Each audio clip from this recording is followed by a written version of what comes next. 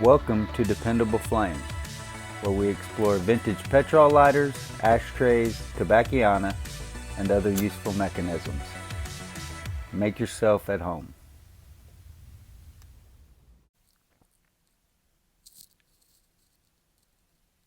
You are looking at a made in occupied Japan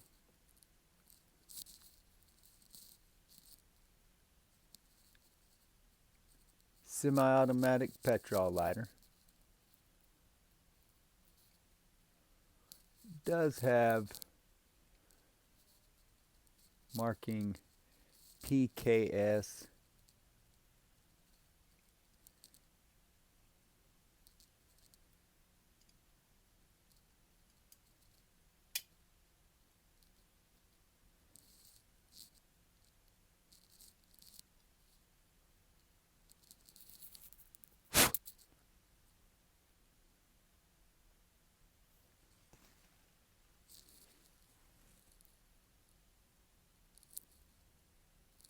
On the Toledo Bend website, it had this described as a basket.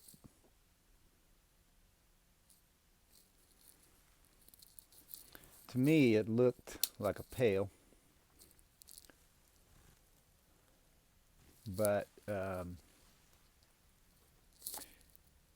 and Frank Dutton there on his website also had it under the Made in Occupied Japan. So I don't know if this under the category where he said they weren't didn't have other brand markings.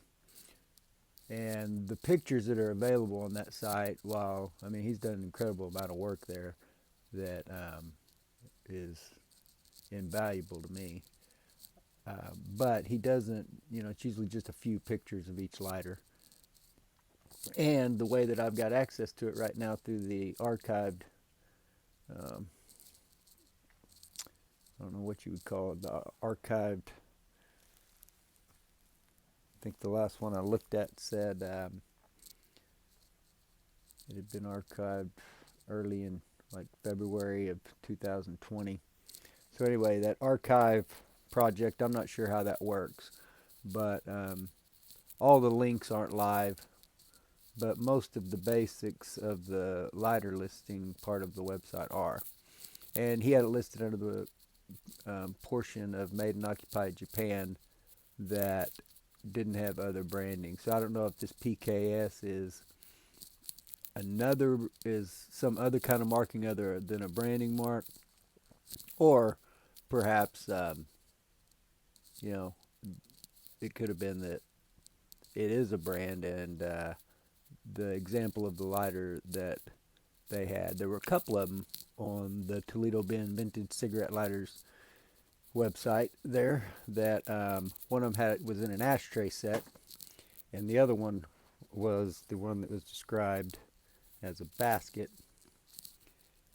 And either one, I couldn't see this bottom stamp to see if it had that marking on it or not. Anyway, a very well built lighter.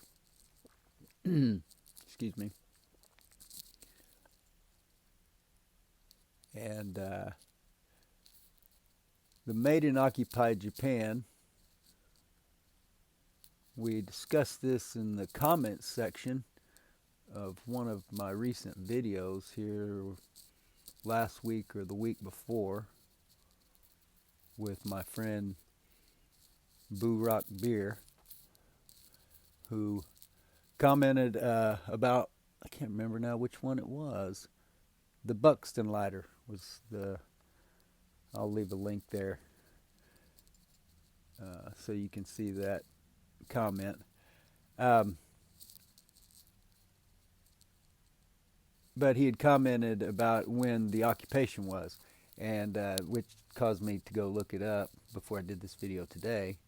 So the occupation, the Allied occupation of Japan after World War II, that occurred from the surrender, the Japanese surrender, until April 28th of 1952.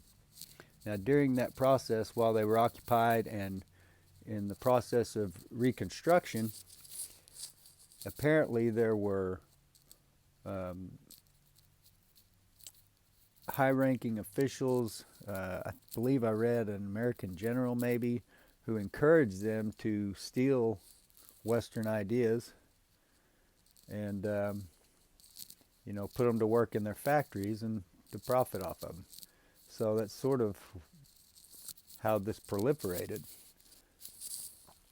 So as Burak had commented in that video, lighters that were made during that Allied occupation of Japan are going to be stamped or marked in some way as made in occupied Japan, and maybe even just the initials MIOJ.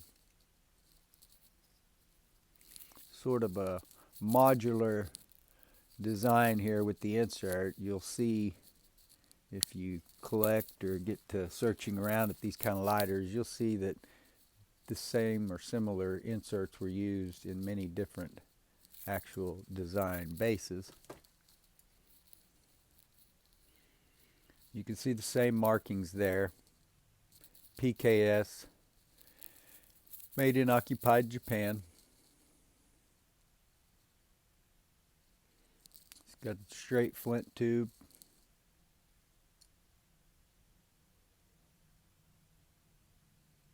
Not the most reliable lighters as far as pressing the button and it's going to ignite, but not the worst either.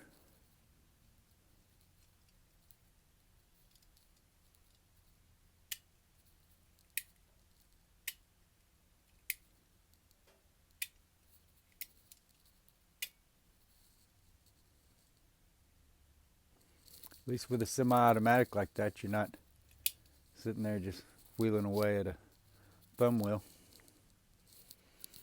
It's got a very ornate design to the handle there.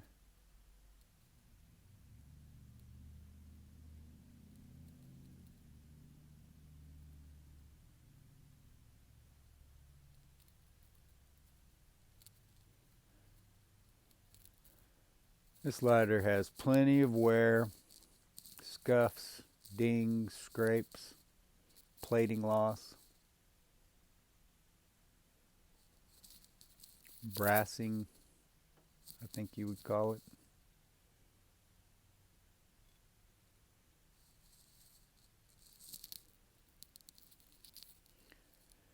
But a really cool lighter that gave me a little bit of an opportunity to look back into the past and educate myself a little bit about exactly when the occupation was and some of the products that came out of it. I'm thankful for them.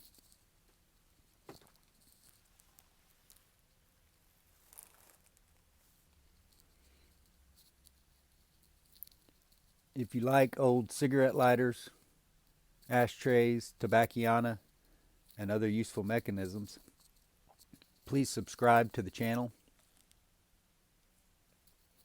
Please like the video that you're watching.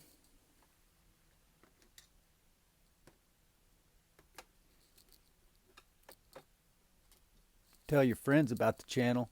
Hit that share button.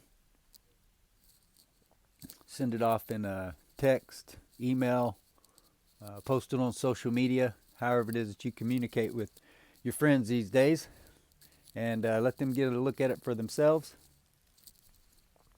Comments or questions, you can leave any of those below, and those are always welcome and appreciated. Also, we would appreciate it if you would follow and like us across all the social media platforms: Facebook, Twitter, Pinterest, and of course, like us on eBay.